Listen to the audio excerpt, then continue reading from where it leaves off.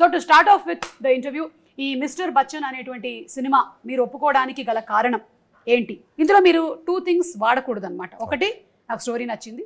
2, Harishankar. Okay, ఓ అలా వచ్చిందా? Yes. ఈ ఇంటర్వ్యూలో కొన్ని తికమకలు ఉంటాయి. అంటే ఇక్కడ అంటే ఇప్పుడు పేరు ఎత్తకుండా ఒకటి చెప్పనా, నాకు హరీష్ డైరెక్టర్ కాబట్టి లేకపోతే స్టోరీ నచ్చి అని కాదు, ఒక రీమేక్ ఫిల్మ్ రేడ్ అనే సినిమా ఇంతకుముందు యాక్చువల్లీ వచ్చింది, అది అక్కడి నుంచి వస్తా. ఈ రేడ్ అనే సినిమా ఒకరు అడిగారు నాకు చేయమని, బట్ ఐ వాజంట్ అప్పుడు ఇంట్రెస్ట్ లేదు నాకు, అప్పుడు ఇంట్రెస్ట్ లేదు అప్పుడు చేయడం. యాజ్ మళ్ళీ డ్రైగా ఉంటుంది, సీరియస్ నోట్లో ఉంటుంది, సీరియస్ మూడ్లో ఉంటుంది. బట్ నచ్చింది నాకు, నాకెందుకో అనిపిస్తుంది. ఎప్పుడైతే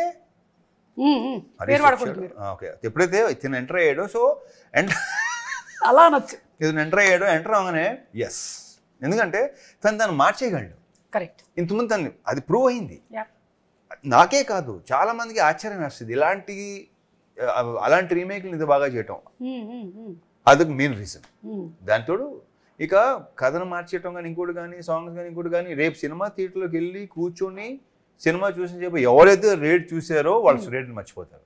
అండ్ ఐఎమ్ వెరీ షూర్ అతను చెప్పినట్టు చూసారా, అతను అంటున్నాను ఇంకా అతను చెప్పినట్టు మళ్ళీ దీన్ని రీమేక్ చేస్తారేమో. అది కరెక్ట్. నేను ఇందాక అదే హరిశంకర్ గారు ఎంత యూనిక్నెస్ ని తీసుకొస్తారు అంటే, మళ్ళీ ఇదే సినిమాని చేసిన వాళ్ళు దీన్నే హిందీలో రీమేక్ చేసినా మనం ఆశ్చర్యపోను. డెఫినెట్ గా అజయ్ దేవగన్ సపోజ్ చూసాను అనుకోండి అంటాడు, అది